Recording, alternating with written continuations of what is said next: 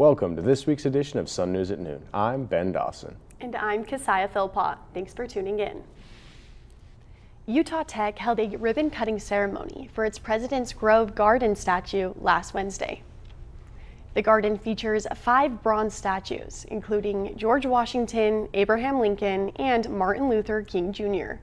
Utah Tech President Shane Smead said, "By honoring them on our campus, we hope to inspire generations of students to reflect deeply, think boldly, and pursue knowledge with purpose and passion." Friday, Utah Tech University approved a new politics, policy, and law major being offered fall 2026. The major will be similar to a political science degree with additional requirements in policy and law. Utah Tech currently offers only a minor in political science. Utah Tech becomes the 5th university in 20 years across America to add a political science degree. The university is currently cutting some programs, positions, and certificates through strategic reinvestment, but amidst that, added politics, policy, and law. Utah Tech is relocating several departments as part of future campus changes. After a summer full of department relocations, I'm here at the brand new General Education building where the English department has relocated, and I spoke to the assistant professor, Amanda Scott, of the English department to see her thoughts on the changes.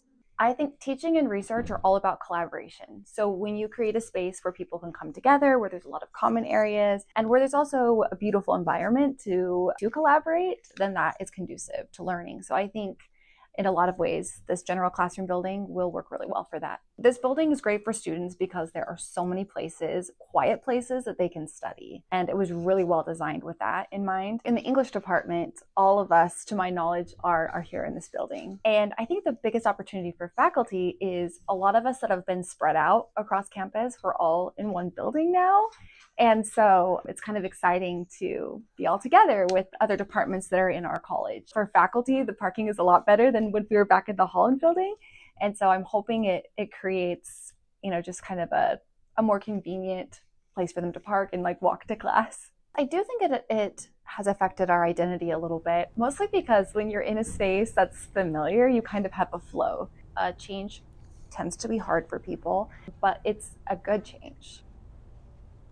The university plans to demolish the North Commons building in fall 2027 to make way for new development in preparation. Both the testing center and the accessibility and disability center have moved to the 4th floor of the Holland building, with additional relocations underway across campus. The Utah Tech Police Department is devoted to both public and student safety. UTPD practices a community-oriented policing model that emphasizes connection to students and the community.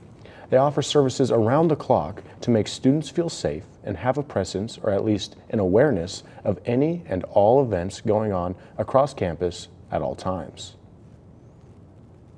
For example, the general Wednesday events that the university holds or UTSA holds, those ones are generally always staffed with one officer at least.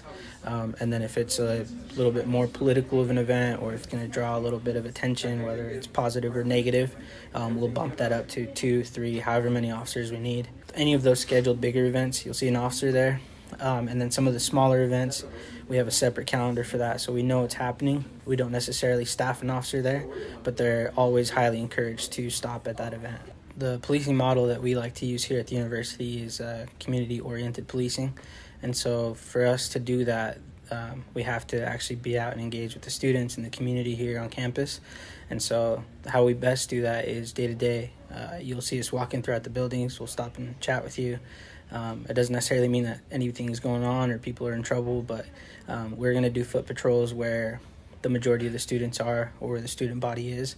And so if there's a large gathering or event during the daytime, we know about it, we'll be there. You'll see us in some capacity. Or like now, the general classroom building is one of the busier buildings on campus, so this is where you'll see the officers walking throughout their shift. Same with Holland, HPC, so on and so forth. Yeah, without those relationships, really our job becomes difficult because of the size of our department.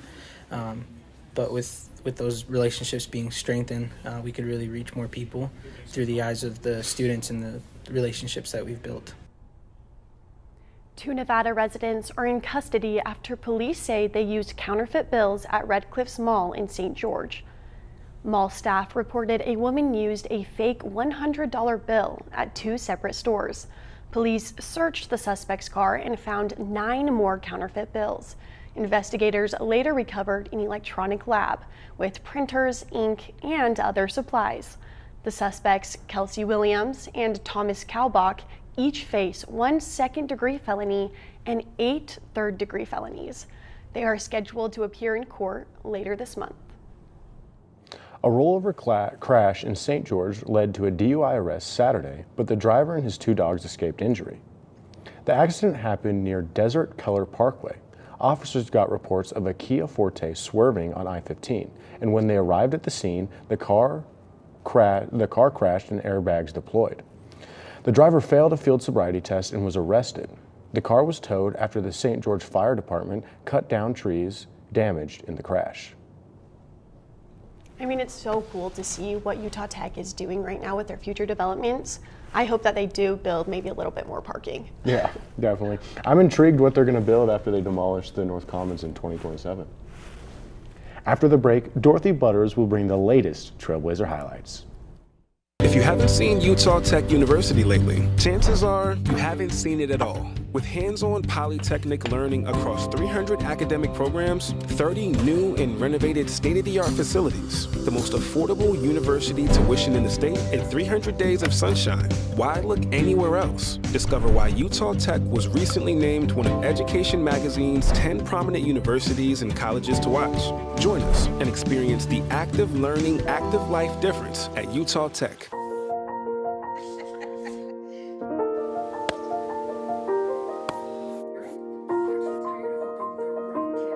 Hey, honey. We thought we'd try something new. Family art hour. What do you think? You got jokes. You're funny. Learn about adopting a teen from foster care. You can't imagine the reward. Learn more at adoptuskids.org.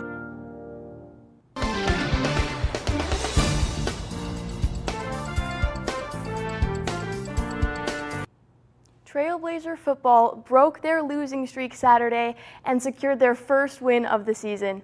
Utah Tech went 20-9 against University of Northern Iowa at home. Utah Tech ran 239 yards and held UNI to just 47 rushing yards. Quarterback Reggie Graff threw a touchdown to Daniel Thomason just seconds before halftime, creating momentum for a very successful second half. Utah Tech will be back on the turf Saturday in Tennessee, facing ranked team Austin Peay at Forterra Stadium. Utah Tech women's soccer beat Portland State 2-1 Friday at Greater Zion, ranking in their second Big Sky rival win of the season. The Trailblazers fell behind in the first half, but turned it around in the second. Jocelyn Wright tied the game in the 77th minute, and Bree Koszelki headed in the game-winning shot only 5 minutes later. Utah Tech starts off conference play Sunday in Cedar City against rival school Southern Utah University. Volleyball star Kennedy Knutson has just secured Western Athletic Conference's Player of the Week for a 4th week in a row. Knutson shares how her and her teammates have prepared for this season. We stayed accountable for each other throughout the summer, and we actually did like 75 hard over the summer, so it was a challenge, but it was really good for us. And it just helped us grow together and to just be able to be ready for the season. This year, the Trailblazers focus on mentality and mindset, separating sports and school. When we're here at volleyball, we have our mindset on volleyball, not worrying about school, worrying about other things. And then when we're done with volleyball, that's when we focus our time for school and also having a life outside of school and volleyball as well. Looking forward to the rest of this season, Knutson highlights her goals and how she keeps her team motivated. Hopefully win the WAC. That has just been my goal, is to win the conference tournament. I mean, I've always wanted to leave an impact somewhere, but it's never been like, I feel like I've more goal-based things team-wise and winning like championships instead of personal things. Just how bad I want to win the WAC tournament this year just makes me push outside myself and not think so much about what I've already accomplished and what I want to accomplish even more. It's really exciting because the girls actually have their rivalry game against SUU tonight in Cedar. I mean, it's always a good game when the Trailblazers play SUU, so I'm looking forward to see what happens there. Yeah, I hope they start WAC play on the right note, and this Sunday I hope the women's soccer team wins too. That's it for this week's edition of Sun News at Noon. We will see you here next week, same time, same place. Have a great week, Trailblazers.